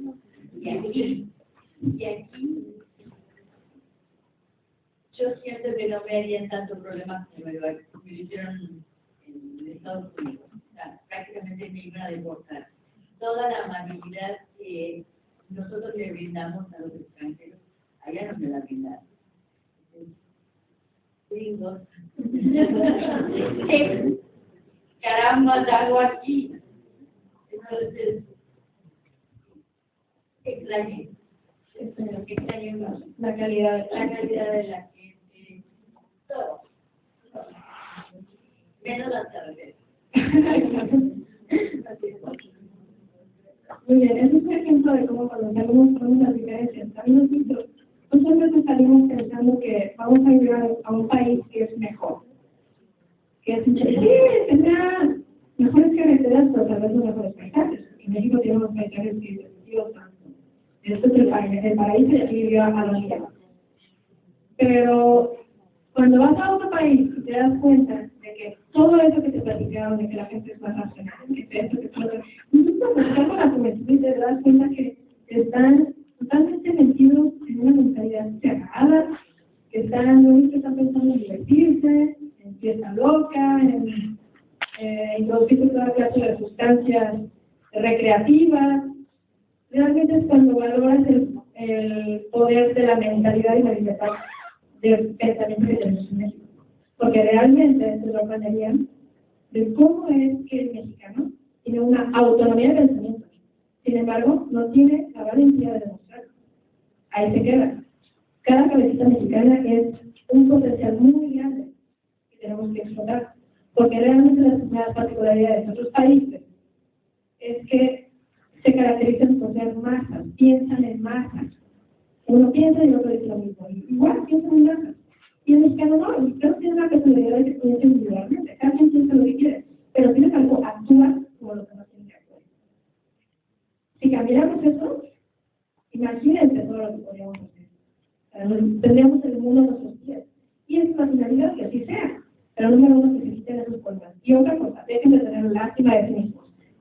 Porque la realidad es que el mundo no está para pararlos, ni para darles un abracito, y ay, apapacharlo, porque pobrecito viene de los hombres que lo que me importa a mí, como el resto del mundo, o como mismo mexicano, es decir, ¿qué has hecho para cambiar tu situación? Y demostrar quién eres. Eso es lo que importa. No el trabajo, tu obra no hablas por ti mismo. Y de eso se trata. Muy bien. Todo lo que viene siendo la evolución científica, la evolución de la ciencia, viene de raíces, pues yo creo que ya muchos de ustedes ya llevan la materia de metodología de investigación o algunas materias similares, ya han oído hablar de pues, los filósofos, los llamados filósofos. Sí, ¿no? ¿Quién conoce un poco sobre lo que es la filosofía? ¿Qué pregunta? ¿No? ¿Nadie ha oído hablar?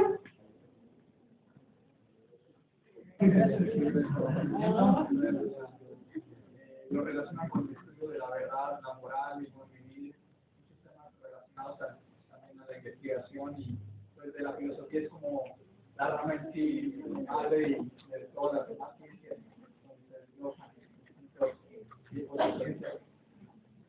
Muy bien, efectivamente eso era lo que quería comentar, que la filosofía lleva a la etimología, es el amor a la sabiduría. Y por tal amor no estamos hablando de algo sentimental, emocional, sino del auténtico interés por hacer propio la sabiduría, que la sabiduría se consideraba como el conocimiento, como tal, el conocimiento que se obtiene de la realidad. ¿Por qué hago mención de la filosofía? Porque la filosofía es la madre de todas las ciencias, así de fácil. Y de ahí nació todo. La ciencia como tal es una institución, o como una metodología también podría verse. Y hoy en día en la sociedad actual se le ve no solo como una metodología o como una institución, se le ve como un juicio, un objeto, que también es la razón de nuestras creencias. ¿Cuántas personas hacen uso de sus creencias religiosas con respecto a lo que la ciencia acepta o no acepta? Entonces, la ciencia hoy en día avanzó de ser simplemente objetiva, realista, de conocer, de hacer la realidad, que era lo que era la filosofía, de ser el método de estudio que nos diera precisiones éticas para conocer y observar la realidad, hacer un partícipe de la creencia humana. Y hay cosas que son muy curiosas. Somos una sociedad que sabemos todo, lo llevamos todo, y todos tenemos la capacidad de decir que todo lo que va. Pero al mismo tiempo tenemos nuestras contradicciones. Decimos, ay, es decir, Dios no existe porque no lo ha demostrado la ciencia. Pero al mismo tiempo tenemos la contradicción de decir, todos los días consulto el signo zodiacal. ¿Lo ha comprobado la ciencia? No, y lo que quiero decir es, ahí el punto en común es el papel que juega la ciencia. mucha gente se amarra de la ciencia como un juez que dice qué aceptar o no, qué debes de creer y qué no debes de creer. Y es verdad, te da mucho pensamiento, te da un panorama muy realista de lo que nos rodea. Sin embargo, no es absolutista, no da todo, porque es muy amplio. Porque la ciencia finalmente es un método, es una institución que nos va a ayudar a obtener resultados o fines específicos, sean lucrativos o no sean lucrativos. A lo largo de la historia, las primeras instituciones que se formaron como tal científicas con un método fueron las que se hicieron en Grecia. ¿Por qué se hicieron esas instituciones? Nacieron a partir de la curiosidad que tenían ciertas personas, una comunidad científica, en ese entonces como una comunidad filosófica, de juntarse y reunirse, reunir personas que tuvieran la capacidad de abstraer y dieran aportaciones para observar, conocer, y estas personas los llamaban filósofos. Estos filósofos no son como los filósofos que hoy en día conocemos, que hablan de la vida, que si esto, que si consideran el pensamiento humano, no. Eran personas que tenían conocimientos muy amplios y precisos de lo que es matemáticas, aritmética, de lo que es la astronomía, las ciencias naturales o lo que hoy conocemos como biología, lo que conocemos como alquimia, que es hoy en día química, y todas esas ramas las estudiaban en conjunto. Y eran personas que estaban tan instruidas en esos campos que se las tenían como jueces muy importantes en la sociedad. Y cuando tenían problemas políticos muy grandes se recurría a ellos como consejeros, porque finalmente ellos eran objetivos y no tenían intereses personales que pudieran contaminar las malas decisiones que hicieron ante una situación del todo. Bueno, a mí no me gusta hacer mención de personajes porque la idea es que ustedes abstraigan y entiendan el objetivo de lo que son las comunidades científicas y la evolución de la ciencia. Pero voy a hacer mención de un personaje que sí tuvo un papel muy importante en la institución de la ciencia como tal, que fue Pitágoras. Pitágoras se conoce realmente por sus trabajos en aritmética, pero muchos de sus trabajos no fueron hechos simplemente por él. Él lo que hizo fue fundar una especie de centro en el cual muchas personas trabajaban en conjunto con él. Él hizo una especie de universidad. Y esta especie de universidad se juntaban las personas y todo lo que publicaban, y no era publicación como conocemos, todo lo que se daba a conocer llevaba el nombre de él, de la escuela pitagórica. Y a él le concedemos muchos de esos descubrimientos. Estas personas y estos filósofos también tenían la tendencia de combinar las cuestiones religiosas. Tenían sus propias religiones y las combinaban con sus conocimientos. También tuvo un papel muy importante en el desarrollo de la música. ¿Cuántos de ustedes saben que Pitágoras tuvo algo muy importante en el desarrollo de la música? Realmente era lo que hizo dar las bases físicas de lo que hoy conocemos como el sistema musical, donde nos dio noción de cómo es el sonido, de qué características, qué son los tonos, los semitonos, y todas esas cuestiones físicas de la música. Él las investigó, y las investigó con una serie de experimentos muy curiosos. Así de sencillos y rudimentarios como cortar una serie de cuerditas o cortar unos puntos los cuales iba soplando aire, haciéndolos cada vez más cortos y encontrando relaciones numéricas. Así fue como descubrió los 7 sonidos básicos, los sonidos puros. Claro, se basó de otros trabajos que tenían muchos años ya en China y otras cosas. Bueno, realmente es él el que dio un preámbulo para que se hiciera una institución como tal. Luego le siguieron muchos seguidores, otros filósofos, se perdió esa tradición y volvió a aparecer con la escuela los socráticos, los presocráticos y los socráticos, que eran los que seguían a Sócrates, que a su vez luego llegó Platón, que luego llegó Aristóteles. Entonces ustedes han oído hablar de estos 3 personajes. A ver, alguien que me platique algo de, no sé, Platón. No creo que es un Platón. A ver, alguien que no sé. ¿Quién levanta la mano para que me platique algo de Platón? ¿Está bien? ¿Está bien? ¿Está bien? Bueno, porque ya están cansaditos. Platón fue un filósofo muy idealista, vivió más o menos como en el año cuarto o quinto antes de Cristo. Esta persona tuvo la peculiaridad de que puso un alto a una serie de personas que tenían el monopolio del conocimiento, que eran los sofistas, que ellos decían que era verdad y que era verdad, nada más porque a ellos se les antojaba decirlo, que de hecho hoy en día pasa eso muy seguido, pero no en los círculos filosóficos sociales, sino en los filosóficos, en otras ideas. Siempre se presta a círculos que tienen el monopolio del conocimiento.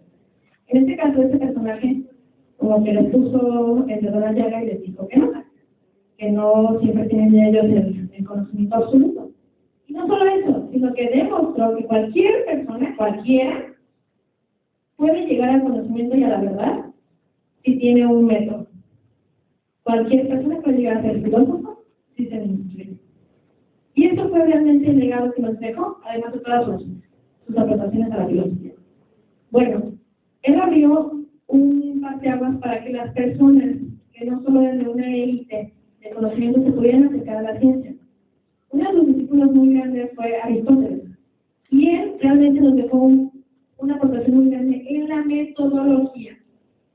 Él aplicó un sistema y puso orden a todas las enseñanzas que ya habían existido. Y esta aportación es muy grande, porque hoy en día realmente lo que estamos haciendo es practicar las enseñanzas aristotélicas cada vez que hacemos investigación científica. Claro, con sus cambios, con sus actualizaciones, descartamos un montón de cosas que no tenían sentido y nos quedamos todo bueno, ¿no? Pero realmente lo que hizo fue hacer un orden y esquematizar los procedimientos para llegar a un conocimiento.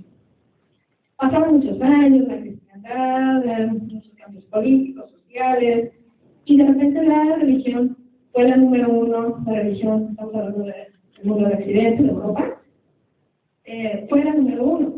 Entonces, todo conocimiento provenía de Dios. Y también se le llama el ocultismo, también se le llama la Edad Media. Bueno, en esta época, ¿por qué la religión fue tan fuerte? Porque hubo una serie de movimientos políticos en los cuales unificaron Europa por una especie de comunismo total, en la cual el que lideraba todo era la religión católica. Y fue así, fue un movimiento político y tuvo lo suyo, tuvo lo bueno, lo malo. Por una parte, hubo ciertas personas que tuvieron el interés de guardar todo aquello reserva cultural que ya había, como los griegos, que se habían movido a Roma, y guardaron esa información en monasterios. Todas esas investigaciones y los pocos que se alcanzó a rescatar todas las temas que hubo de tantas bibliotecas, eso se guardó en monasterios. Y estos monjes guardaron y custodiaron toda esta información porque si salía por ahí la iban a quemar. Todo era contradictorio a las creencias, a esas creencias de esa época. Estos monjes lo que hicieron fue reunirse y empezar a estudiar, ya cuando hubo un poco de calma en esas épocas, a estudiar esos escritos. Y encontraron muchas cosas muy interesantes. Entre ellas, pues, porque el planeta no es nuestro universo, porque nos plana y todo eso. Todos esos estudios ya se conocían. Y de hecho, en la época de los griegos, ¿cómo sabían que no estábamos sobre, que la Tierra no era plana? Eso fue algo que agregaron en la época del medievo. Esas personas tenían tanto conocimiento de la realidad como lo tenemos nosotros hoy en día. Hay más similitud entre una persona de la antigua Grecia y nosotros que una persona como nosotras y en la Edad Media. Totalmente diferente, totalmente otro pensamiento. ¿Por qué? Porque una carecía de ciencia y tecnología y la otra. Ahora, en esa época estos monjes hicieron que estos monasterios o conventos se volvieran instituciones para seguir investigando y desarrollando, por una parte, el arte, disfrazándola, por otra parte, la ciencia y la tecnología, también disfrazándola. Hasta que hubo una época y una serie de movimientos en la cual todo eso pudo salir a la luz sin que hubiera revueltas. Y esa época fue el maravilloso Renacimiento, que es la época de grandes personajes como Leonardo da Vinci, Miguel Ángel, entre otros. Esta época del Renacimiento se llama como el Renacimiento porque fue un despertar de todas esas personas y retomar los valores de la antigua Grecia. Cuando digo retomar los valores de la antigua Grecia, es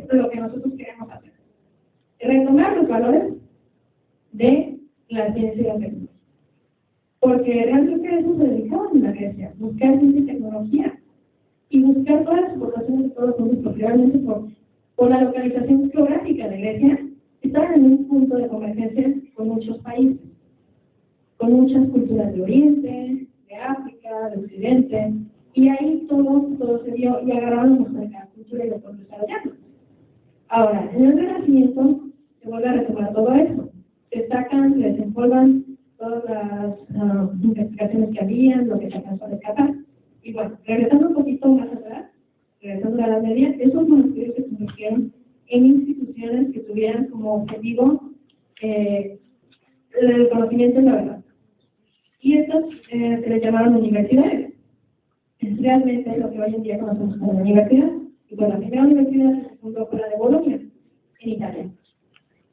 Estas universidades eran originalmente monasterios y solo eran para un grupo selecto de personas, por lo mismo de que eran monasterios. Con el paso del tiempo, ya en la época del Renacimiento, hubo un cambio muy grande, que es clave aquí, la economía. Hubo una libertad económica muy grande. Ya de repente desaparecieron las clases, ya no era solo el rey y el pueblo, sino que empezó a haber una clase, la llamada clase media o la burguesía, que empezó a tener mucha posibilidad de compra, porque empezó a hacer muchos intercambios comerciales, y los descubrimientos de América, la gente empezó a tener mucho dinero. Empezó a conocer lo que es la riqueza cuando antes no la tenía y solo vivía del campo. Y mucho de eso ayudó para que la gente quisiera invertir en cosas nuevas, porque todo era nuevo, ya no era solo Dios, ya no solo era la religión, había más cosas que hacer. Entonces, que ellos sí tuvieron. En ese momento se les dio la libertad que nosotros tenemos. Y en ese momento dijeron, ahorita es cuando. E invirtieron en investigaciones en tecnología. Y ahora, ¿cómo es que fue? Invirtieron en desarrollar universidades, invirtieron en que las personas fueran a las universidades, o sea, un grupo selecto de personas que era un procedimiento muy grande, no existía como tal el procedimiento de primaria, secundaria, prepa, universidad, no. Asistían directamente a la universidad y veían que tenían los conocimientos suficientes, hacían una serie de pruebas y trabajo. Y ya. Ahora, no era muy fácil, no cualquier persona entraba, eran personas muy destacadas, intelectuales y además que pudieran pagar. Y muchos no, ni siquiera tenían dinero, pero están ahí por el valor intelectual que tenían. También hubo un esquema muy importante que hoy en día se quiere retomar, y de hecho se retoma con el cuerpo de la fundación. Que en esta época pues no eran fundaciones, eran personas que tenían mucho dinero, pero que tenían intereses en invertir en construcción de armas, por ejemplo. Y esto se les llamaban mecenas. Estos mecenas eran personas con mucho dinero que patrocinaban la manutención de ciertos científicos. Y estos científicos pues desarrollaban lo que le iban pidiendo, podían ser muy flexibles, les daban dinero, y lo que fueran inventando, pues que lo publicaran, y a veces eran muy exigentes, que yo quiero esto, que quiero un gas que pueda hacer también un cargamento para caballos, y ya se los diseñaban. Como quien dice, los contrataban para que produciera. Si no hubiera sido por esta serie de movimientos, realmente nunca habríamos tenido todos los grandes genios que tenemos hoy en día, como el Leonardo da Vinci, hemos ido hablando mucho de él, ¿no? Si él no hubiera tenido la facilidad económica de patrocinios que le dieron, olvídense de todos sus trabajos. Ya no habrían existido. Ese es un ejemplo de cómo el patrocinio a la ciencia y la tecnología nos ha dado muchas herramientas. Claro, en el caso de Da Vinci, pues muchas veces fue la aportación para que desarrollara armas. También hubo muchos sistemas nuevos en el cual se crearon pues, las patentes, las oficinas de patentes, de repente hicieron muchos tipos de trámites, se empezaron a institucionalizar la ciencia y la tecnología para que fueran que puedan hacer ese procedimiento. Bueno, todo eso pasó el tiempo y ya llegamos a la época actual. Hoy en día somos el resumen y la serie de resultados de sus movimientos. Y aquí los tenemos. Toda la tecnología que ha ido avanzando y tal. Parte de lo que es la divulgación científica es eso. Es decir, las conferencias, las revistas, los libros. Y bueno, ustedes, finalmente ya para poder cerrar, ustedes son el futuro de la comunidad científica.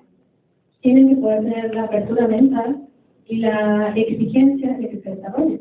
Porque si no tienen la curiosidad, vamos a quedar siempre en una especie de ocultismo a un lado de los nuestros complejos en los cuales nunca vamos a crecer como sociedad o como simplemente como personas realizadas. Bueno, quiero cerrar agradeciéndoles a todos ustedes por su participación.